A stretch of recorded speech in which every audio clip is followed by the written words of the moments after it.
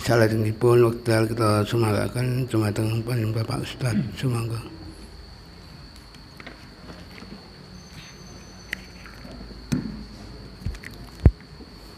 Assalamualaikum warahmatullahi wabarakatuh. Innal hamdalillah nahmaduhu wa nasta'inuhu wa nastaghfiruh wa na'udzu bihi min syururi anfusina wa min sayyiati a'malina. May yahdihillahu fala mudhillalah wa may yudlilhu fala hadiyalah. Asyhadu an la ilaha illallah wahdahu la syarikalah wa asyhadu anna Muhammadan abduhu wa rasuluh. Allahumma salli wa sallim ala rasulika wa habibika Muhammad bin Abdillah wa ala alihi wa sahbihi wa man ittaba'a huda wa jahada fi sabilihi ila yaumiddin, amma ba'du. Bapak, Ibu, ikhwan, akhwat yang berbahagia, pertama-tama kita panjatkan puji dan syukur kehadiran Allah Subhanahu wa Ta'ala yang masih melimpahkan kepada kita rahmatnya, hidayah dan inayahnya. Setelah kita bersyukur kepada Allah Subhanahu wa Ta'ala, adapun yang kedua, salawat dan salam semoga tercurah pada Nabi kita Nabi Muhammad sallallahu alaihi wasallam. Beliau adalah teladan terbaik yang disaksikan Al-Quran. Laqad kana lakum fi rasulillahi uswatun hasanah. Para pujangga juga berkata, basyarun la kal basyar, manusia yang tidak seperti manusia. Kal yaquti bainal hajar, seperti mutiara di antara bebatuan. Itulah perumpamaan Rasul sallallahu alaihi wasallam, dan mudah-mudahan kita digolongkan sebagai pengikut beliau yang setia, yang kelak mudah-mudahan kita termasuk hamba-hamba Allah yang mendapatkan syafaat beliau sallallahu alaihi wasallam. Yang ketiga, di kesempatan ini kita lanjutkan tafsir kita. Di kesempatan yang lalu kita sudah membahas ayat yang terkait dengan bersuci atau ayat-ayat yang membahas tentang yas'alunaka 'anil mahid, mereka bertanya kepadamu tentang menstruasi. Nah, sekarang kita ganti bab. Di ayat berikutnya masih di surat Al-Baqarah. Kali ini di 224, 225, 226, 227. Insyaallah kita akan membaca ayat ini, akan membaca bagaimana tafsir dari ayat ini.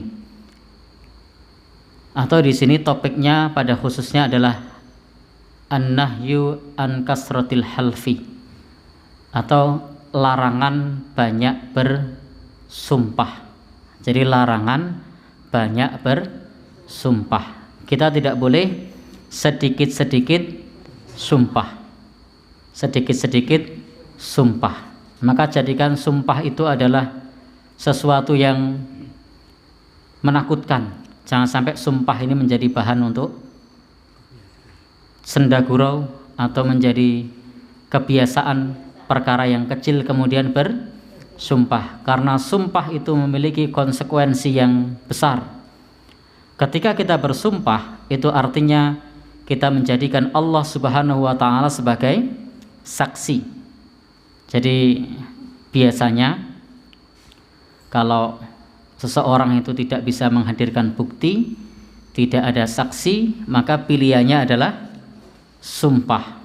Sehingga sumpah itu tidak lain dan bukan adalah menjadikan Allah Subhanahu wa Ta'ala sebagai saksi. Sehingga tidak boleh seseorang di dalam bersumpah tersebut adalah sumpah palsu atau sumpah dusta. Tidak boleh pula seseorang terlalu sering bersumpah dalam perkara-perkara yang remeh. Karena itu penjelasan kali ini adalah terkait dengan an-nahyu an kasratil halfi, larangan banyak bersumpah.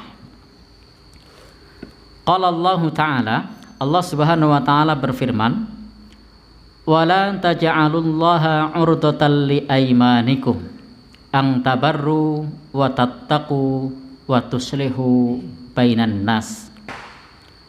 Dan janganlah kamu menjadikan Allah Subhanahu wa taala sebagai penghalang. Jadi orang menyebut nama Allah, dijadikan sumpahnya tersebut li aimanikum, pada sumpah-sumpah kalian, ang tabarru wa tattaqu, penghalang untuk berbuat baik dan bertakwa, penghalang untuk mendamaikan antar manusia. Wallahu sami'un alim, Allah Subhanahu wa taala Maha mendengar lagi Maha mengetahui. Di bagian awal ini, ayat ini menjelaskan kepada kita larangan menjadikan sumpah sebagai penghalang di dalam beramal soleh. Larangan menjadikan sumpah sebagai penghalang di dalam bertakwa. Karena terkait sababun nuzul, sebab turunnya ayat ini, ada salah seorang sahabat yang bernama Abdullah ibn Rawahah. Jadi sahabat Abdullah ibn Rawahah ini bersumpah untuk tidak bertemu dengan seseorang, untuk tidak masuk ke rumahnya, untuk tidak bicara kepadanya, dan untuk tidak, istilahnya kalau bahasa kita, sudah bersumpah untuk memboikot, atau bahasa Jawane ngenengno. Tapi sudah bersumpah, demi Allah saya tidak akan ketemu dia, saya tidak akan ngomong, saya tidak akan masuk rumahnya, dan seterusnya. Maka kemudian Allah Subhanahu wa taala menurunkan ayat ini sebagai teguran atas sumpah yang dijadikan penghalang di dalam beramal soleh, penghalang di dalam bertakwa, dan penghalang di dalam mendamaikan sesama manusia. Sehingga ketika orang tersebut diminta untuk berbicara, maka dia mengatakan saya sudah bersumpah tidak bicara. Ketika diminta untuk mendatangi, saya sudah bersumpah tidak mendatangi. Ketika diminta untuk berdamai, saya sudah bersumpah untuk tidak berdamai. Maka dia mengatakan qad halaftu billah alla af'al. Abdullah bin Rawahah berkata, sungguh aku telah bersumpah untuk tidak berbuat yang demikian itu, fala yahillu li, maka tidak halal bagiku. Jadi beliau mengatakan tidak halal bagiku untuk berbuat baik kepadanya disebabkan oleh sumpahku. Jadi sumpah tetapi justru malah merepotkan dan mempersulit diri sendiri. Nah, Bapak Ibu yang berbahagia yang dirahmati Allah Subhanahu wa taala, dan kita sudah sama-sama tahu bahwasanya Allah Subhanahu wa taala ketika menurunkan syariat, ketika menurunkan Al-Qur'an, ketika mengutus para nabi, itu adalah agar hamba-hambanya menyembah Allah, agar hambanya beriman dan bertakwa, agar hambanya berbuat baik, agar hambanya damai satu sama lain. Maka ketika seseorang bersumpah untuk tidak berbuat baik, itu kontraproduktif, bertolak belakang dengan perintah Allah untuk berbuat baik, bertolak belakang dengan syariatnya yang mengajarkan kepada manusia untuk bertakwa. Maka Bapak Ibu, ini tidak pantas bagi kita untuk bersumpah dengan menjadikan Allah sebagai penghalang untuk berbuat baik. Maka dalam hal semacam ini Allah Subhanahu wa taala telah melarang kita untuk tidak melakukan hal tersebut. Ini di bagian ayat yang pertama. Maka tidak boleh al-halfu billah hujjatul lakum fi tarki fi'lil khair. Tidak boleh menjadikan sumpah menyebut nama Allah sebagai argumentasi untuk meninggalkan perbuatan yang baik. Jadi tidak boleh sumpah menyebut nama Allah sebagai argumentasi untuk meninggalkan perbuatan yang baik. Bapak Ibu yang berbahagia yang dirahmati Allah Subhanahu wa taala, demikian pula di dalam bernadar. Nadar itu ada nadar yang wajib untuk kita kerjakan dan ada nadar yang tidak perlu kita kerjakan. Apa nadar yang dikerjakan? Jika nadar tersebut untuk taat kepada Allah, maka nadar tersebut wajib kita kerjakan. Jika saya begini, saya akan puasa, maka wajib berpuasa. Jika saya begitu, saya akan sedekah, maka wajib sedekah. Mohon maaf, saya ilustrasinya hanya begini dan begitu, karena tidak menemukan kasus. Contohnya apa ini? Yang real, yang nyata. Kalau saya diterima menjadi pegawai negeri sipil, saya akan mensedekahkan gaji saya 10 bulan pertama, misalnya kan? Misalnya ini. Maka ini hukumnya kalau sudah sedekah semacam ini untuk ketaatan kepada Allah, wajib. Baik, Bapak Ibu yang berbahagia yang dirahmati Allah, atau yang lainnya, jika saya juara kelas, masih mahasiswa misalnya, atau masih pelajar, maka saya akan berpuasa. Nah, kenapa kok tidak sedekah? Pelajar itu uangnya tidak, masih minta sama orang tua, maka nadarnya puasa. Ini nadar untuk ketaatan kepada Allah, ini wajib untuk dilaksanakan. Tetapi ada nadar yang tidak wajib dikerjakan, tetapi fa'ti billadzi huwa khair, kerjakanlah yang lebih baik. Contoh, jika saya diterima menjadi pegawai negeri, maka saya akan berangkat ke kantor jalan kaki selama 10 bulan. Nah, ini merepotkan diri sendiri. Ini tidak wajib untuk dikerjakan, tapi kerjakanlah yang lebih baik. Atau orang mengatakan, jika saya, misalnya apa ini? Jika saya lolos ujian, maka saya akan berjalan pakai tangan misalnya, atau merangkak misalnya, dari Jogja sampai ke Solo misalnya. Nah, maka nadar yang semacam ini tidak perlu dikerjakan. Merangkak tenan Jogja dengan Solo ya tele-tele, menganiaya diri sendiri. Maka datangkanlah yang lebih baik. Jadi nadar yang wajib dikerjakan adalah untuk ketaatan kepada Allah. Jika di sana ada kedzaliman untuk diri kita sendiri, ada kedzaliman untuk orang lain, maka tidak perlu dikerjakan dan didatangkanlah yang lebih baik.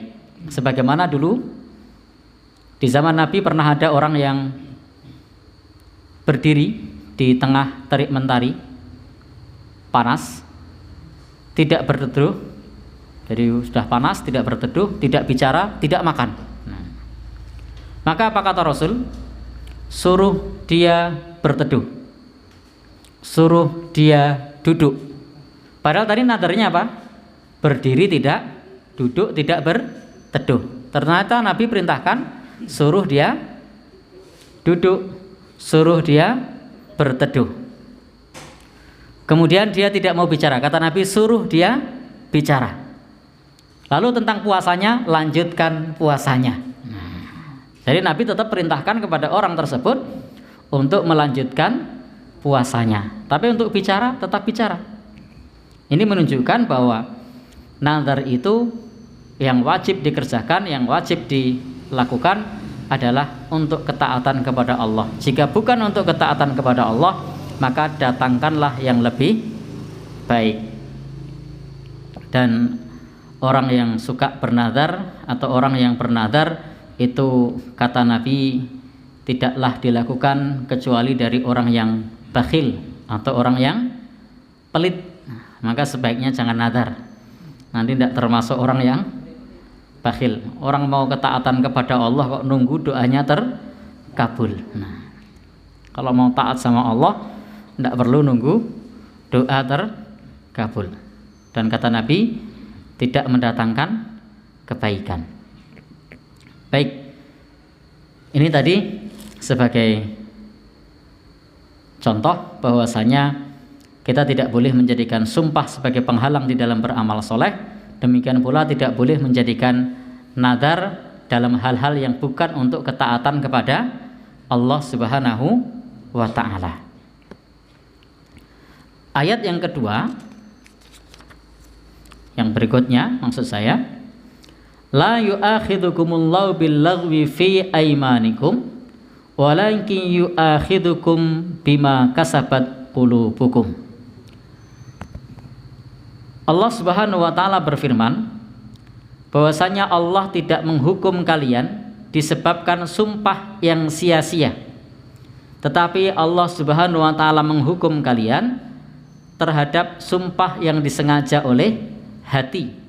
Wallahu ghafurun halim. Allah Subhanahu wa ta'ala maha pengampun lagi maha lembut.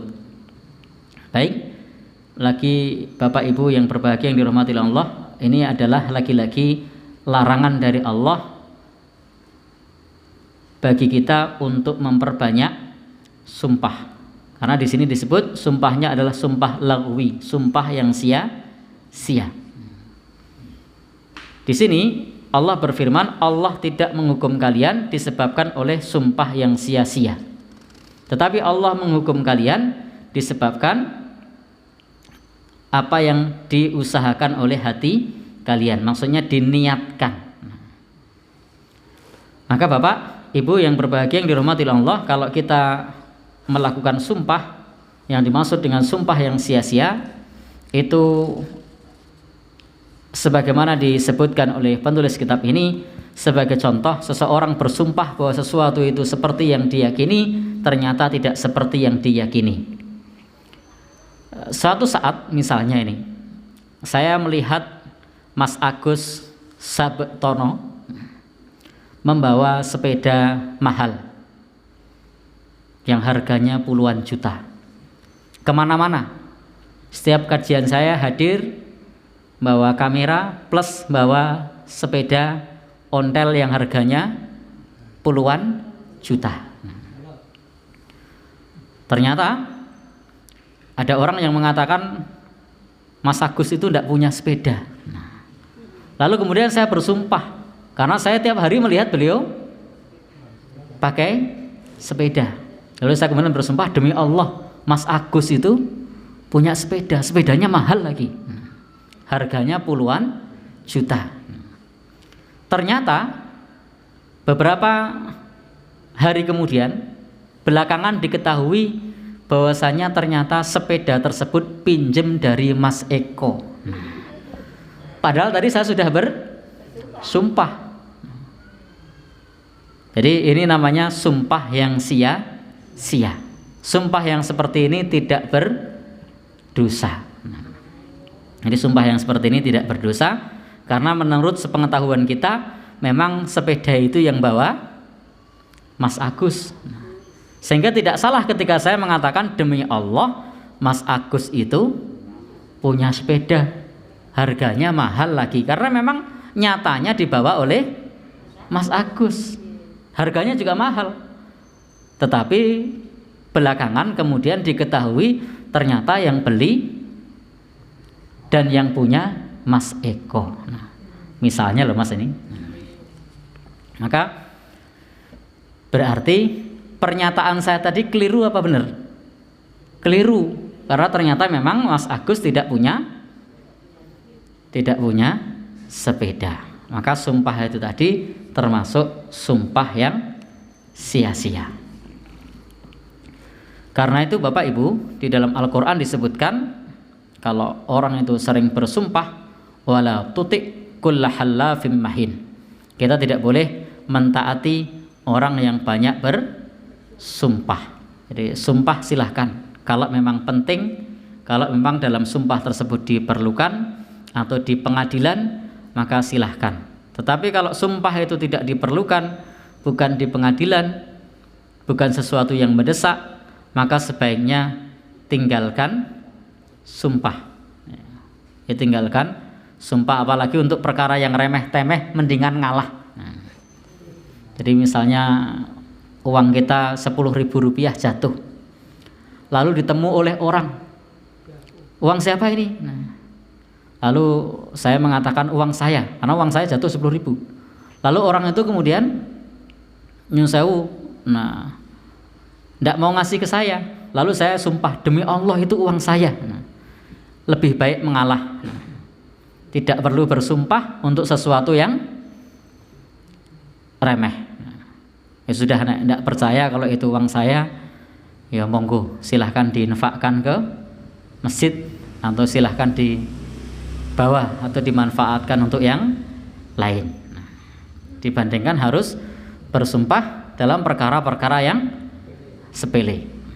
Jadi tidak perlu kemudian harus membuktikan nomor serinya. Itu betul tuh punya saya nomor serinya. Kita tidak mesti menghafal nomor seri.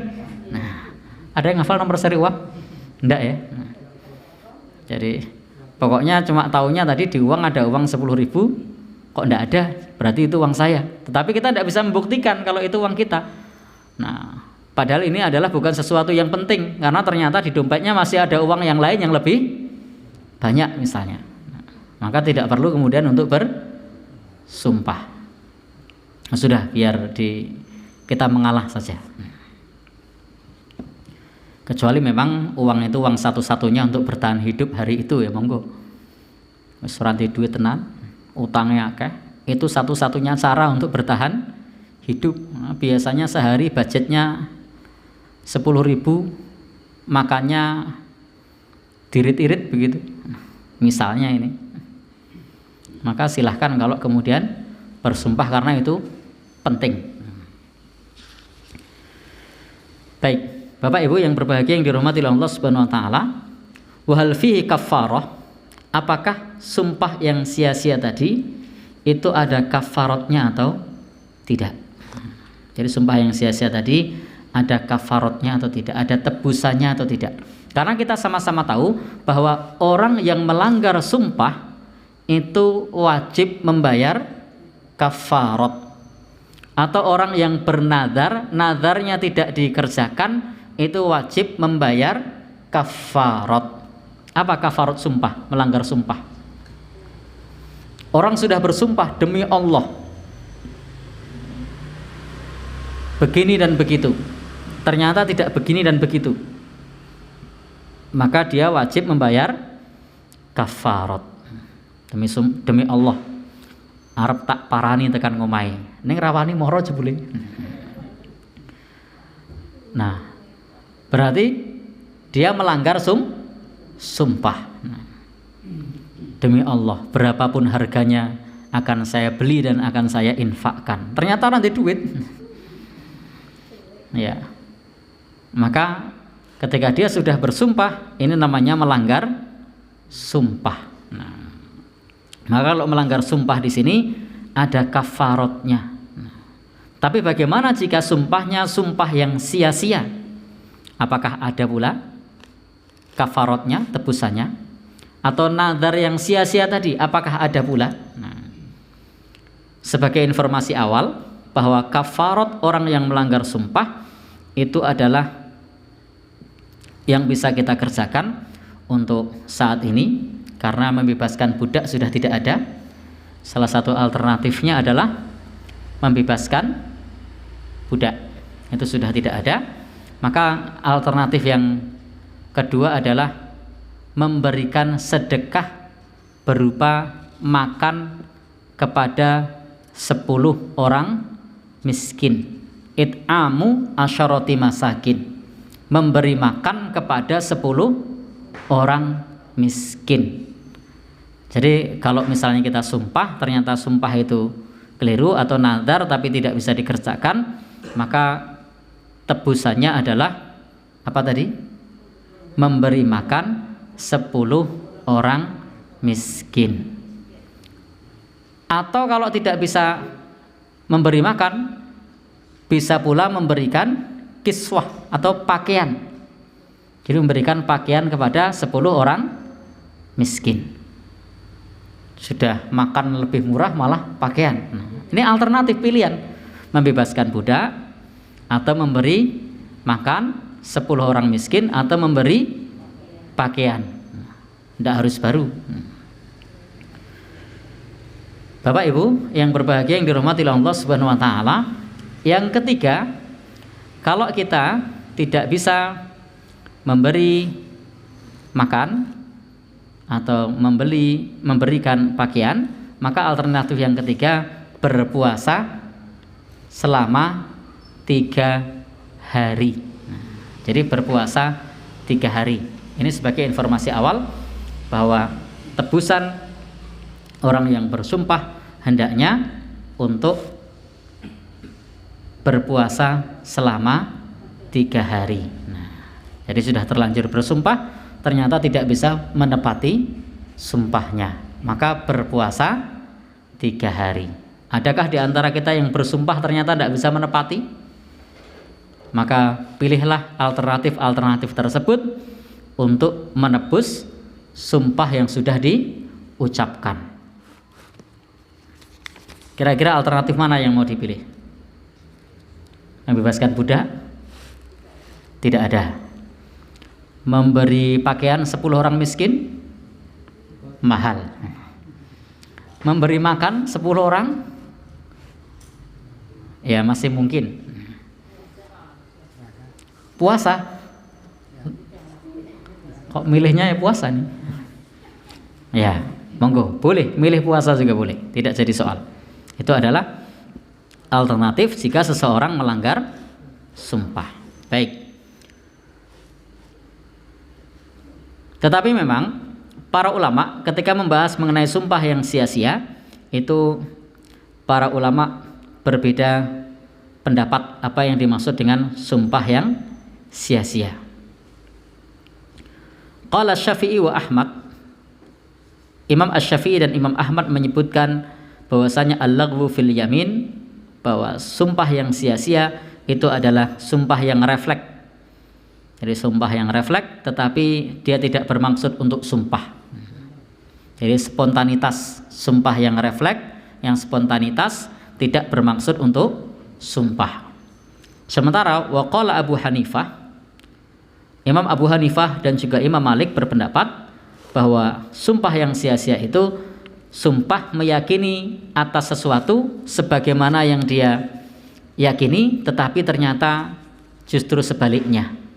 Ini seperti yang tadi saya contohkan, yang kasus sepeda tadi. Itu adalah sebagaimana pandangan yang dikemukakan oleh Imam Abu Hanifah dan juga Imam Malik, semoga Allah Subhanahu wa taala merahmatinya. Dan ini dinukil dari sahabat Ibnu Abbas, dinukil pula dari Al Hasan dan juga Mujahid. Semoga Allah Subhanahu wa taala merahmati mereka. Bapak Ibu yang berbahagia yang dirahmati Allah Subhanahu wa taala, apakah yang semacam ini perlu kafarat atau ada tebusannya atau tidak? Bapak Ibu, karena di situ Allah Subhanahu wa taala berfirman, la yu'akhidukumullah, Allah Subhanahu wa taala tidak menghukum kalian atas sumpah yang sia-sia, maka sumpah ini tidak ada tebusannya, tidak ada kafaratnya. Sumpah yang sia-sia loh. Maka sumpah yang sia-sia itu tidak ada tebusannya, tidak ada kafaratnya. Kenapa? Karena memang dari awal tidak diniatkan untuk bersumpah. Itu yang pertama. Pendapat yang kedua tadi bahwasanya ketika dia bersumpah itu meyakini sesuatu, ternyata malah sesuatu tersebut tidak seperti yang dia yakini. Jadi bukan kesengajaan untuk melanggar sumpah. Maka yang semacam ini tidak ada kafarat atau tidak ada tebusannya. Tetapi berbeda kalau dia sengaja melanggar sumpahnya, maka ada kafarat atau ada tebusannya. Bapak Ibu yang berbahagia yang dirahmati oleh Allah Subhanahu wa taala. Ayat yang berikutnya. Lilladzina yu'luna min nisaihim tarabbusu arba'ati ashhur. Bagi orang-orang yang mengelak istrinya, hendaknya dia menunggu 4 bulan. Jadi di sini diperintahkan kalau ilak, maka ilak itu maksimal selama 4 bulan. Nah, ilak itu apa? Nah, Bapak Ibu yang berbahagia, nanti bisa dilihat di surat Al-Baqarah 226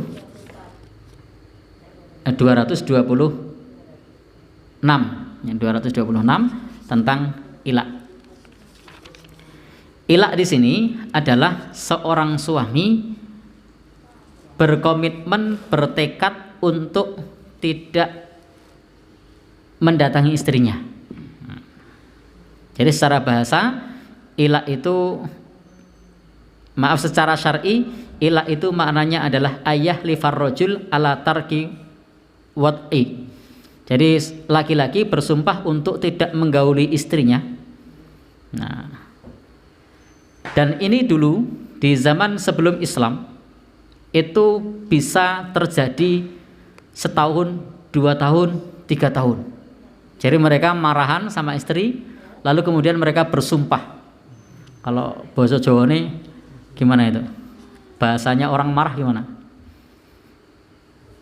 Jadi, tapi ini bukan dicerai. Jadi ini bukan dicerai. Jadi dia bersumpah untuk pisah ranjang. Seperti wallahi, demi Allah aku tidak akan mendekatimu. Demi Allah aku tidak akan berhubungan kepadamu. Nah, jadi antara suami istri. Maka ini dalam Islam dibatasi maksimal 4 bulan. Nah, jadi maksimal 4 bulan. Tetapi dulu karena dulu ilak al-jahiliyah, pada masa jahiliyah itu bisa 1 atau 2 tahun atau bahkan lebih. Sehingga istri dalam tanda kutip digantung, orang digantung tenan loh. Maksudnya hubungannya tidak jelas, dicerai juga tidak, tapi tidak diberi nafkah. Terutama di sini nafkah batin. Kenapa Bu?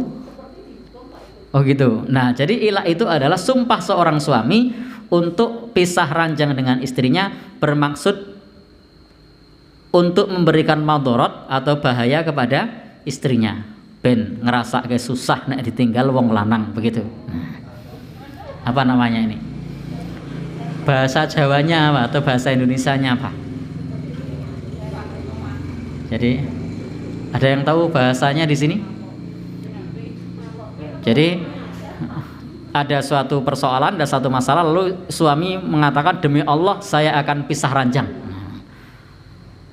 Karena ingin menimbulkan bahaya bagi istri, atau kalau bahasanya men ngerasa kene ora ana wong lanang piye. Jadi dan seterusnya. Maka dalam masalah ini dibatasi maksimal selama 4 bulan dan tidak lebih. Jadi Bapak Ibu yang berbahagia yang dirahmati oleh Allah Subhanahu wa taala, karena itu di sini kalau suami istri terjadi boikot, maka tidak boleh lebih dari 4 bulan. Atau sumpah menjauhi istrinya tidak boleh lebih dari 4 bulan. Sehingga Bapak Ibu yang berbahagia yang dirahmati oleh Allah Subhanahu wa taala, penting untuk menjaga harmoni hubungan rumah tangga itu kalau bisa istrinya jangan ditinggal lebih dari 4 bulan. Gimana Pak? 2 hari? Yo jodoh Pak. Ini salah satu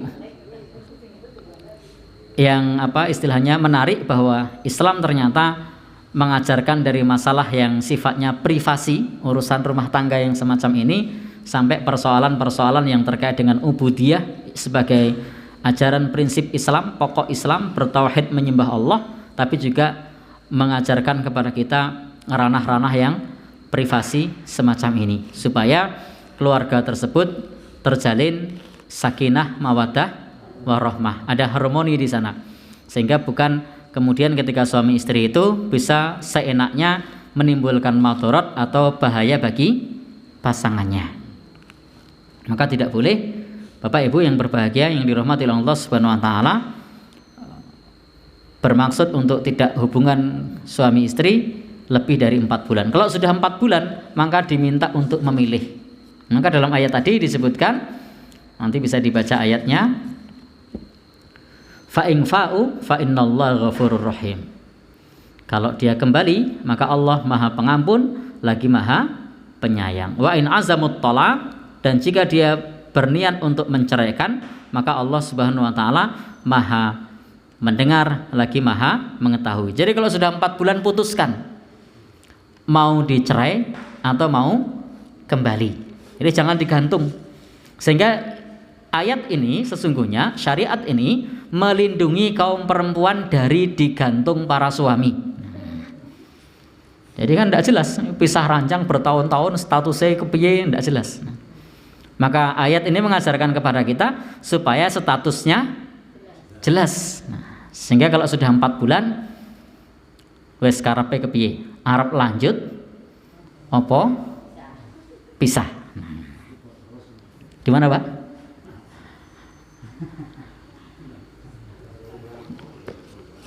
Jadi ini tentang ilak. Dan memang betul kalau dulu sahabat Umar itu pernah bertanya kepada putrinya Hafsah, berapa lama seorang perempuan itu kuat ditinggal oleh suaminya? Jawabannya 4 bulan. Ini jawabannya 4 bulan. Maka selepas itu Khalifah Umar punya kebijaksanaan, kalau mengirimkan tentara dalam perjalanan yang jauh itu maksimal 4 bulan untuk kemudian kembali lagi kepada istrinya. Sehingga kalau suami pergi terlalu lama, kemudian di rumah ada perselingkuhan dan lain-lain, itu memang sudah dalam tanda kutip melampaui batas kemampuan seorang perempuan untuk ditinggal suaminya. Nanti bisa ditanyakan sama ibu-ibu di sini, apa benar 4 bulan? Kalau saya yakin, karena ini syariat mengajarkan kepada kita 4 bulan, dan ada sahabat Nabi juga menyatakan demikian, bahwasanya itu 4 bulan. Maka kalau mau pergi jauh juga sebaiknya 4 bulan maksimal.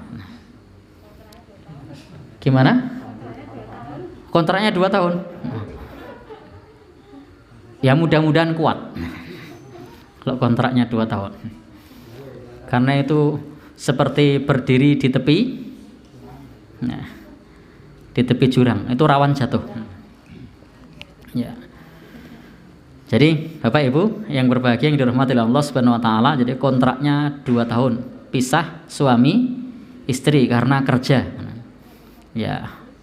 Doa saya mudah-mudahan kuat. Karena rawan.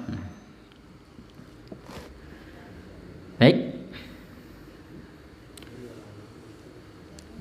Ini ayat ini tentang masalah ilah atau tadi sumpah untuk meninggalkan istri atau suami.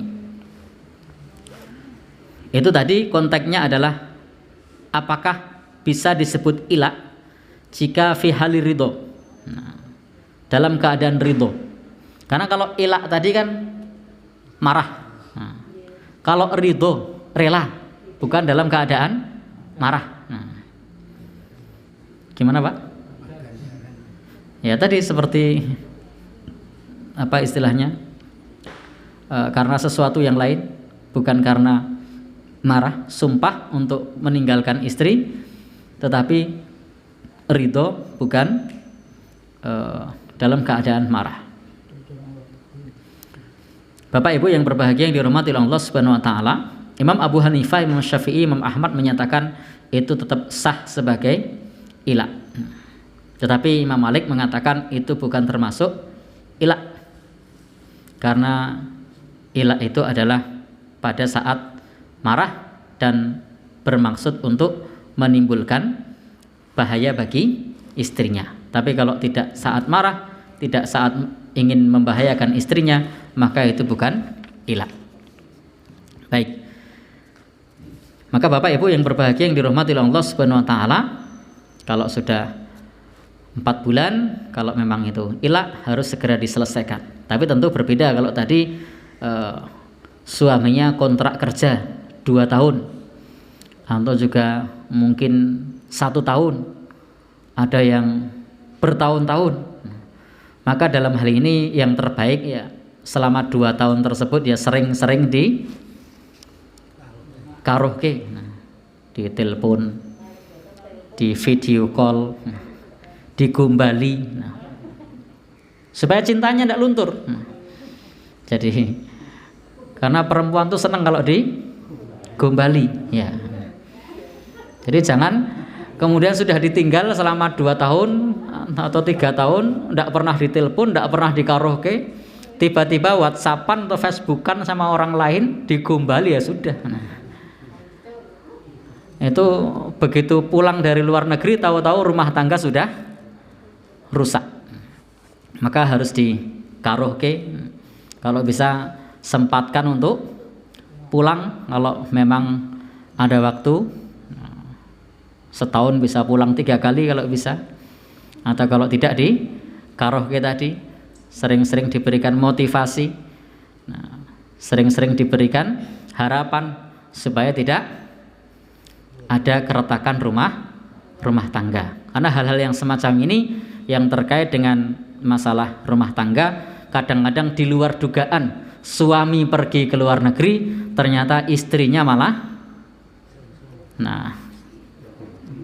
diam-diam meninggalkan suaminya, atau sebaliknya. Na'udzubillahi min dzalik. Maka Islam mengajarkan kepada kita hendaknya kalau meninggalkan keluarga itu 4 bulan. Kalau lebih dari itu, ya, saya berdoa mudah-mudahan kuat. Wallahu a'lam bishawab. Billahi taufiq wal hidayah. Subhanakallahumma bihamdika asyhadu an la ilaha illa anta astaghfiruka wa atubu ilaik. Assalamualaikum warahmatullahi wabarakatuh.